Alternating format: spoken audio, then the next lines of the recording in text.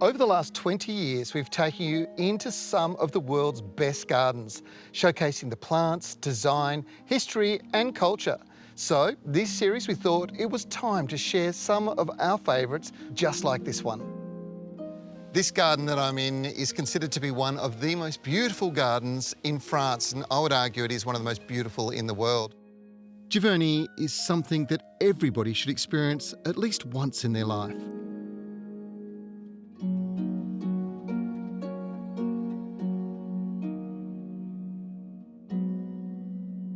Claude Monet is one of the most famous painters in history, an impressionist master and interpreter of the world around him.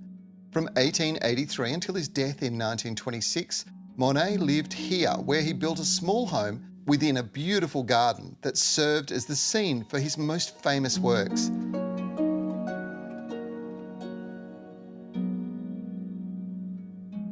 It is said that an artwork is never fully completed because it's always open to the interpretation, the eye of the beholder. And with that, Monet has guaranteed himself immortality because his greatest artwork is something that continues to grow and evolve through all the seasons. And no visit to Monet's home is complete without a wander through his two beautiful gardens. And did you know that the flowers that he selected were not selected for their shape, their colour or their form, but in actual fact for their radiance in sunlight? The garden is in two parts, with a flower garden in the front of the house called Claude Monet and the more famous water garden that was started 10 years after he first arrived here.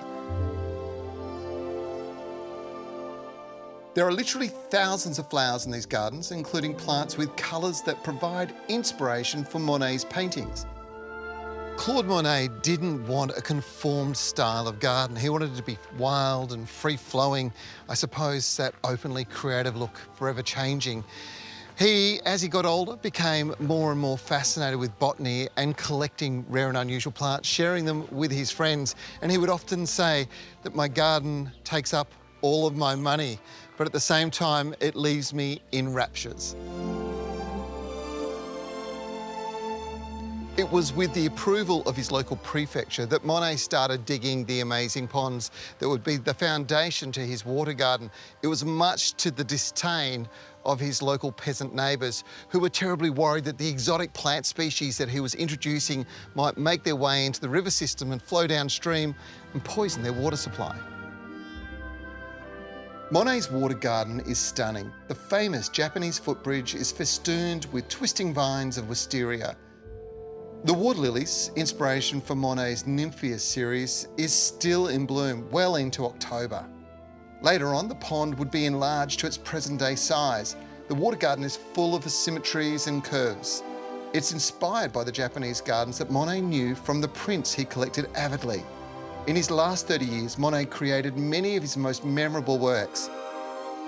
During this incredibly productive period, his paintings focused almost exclusively on his Giverny gardens and pond and his beloved water lilies.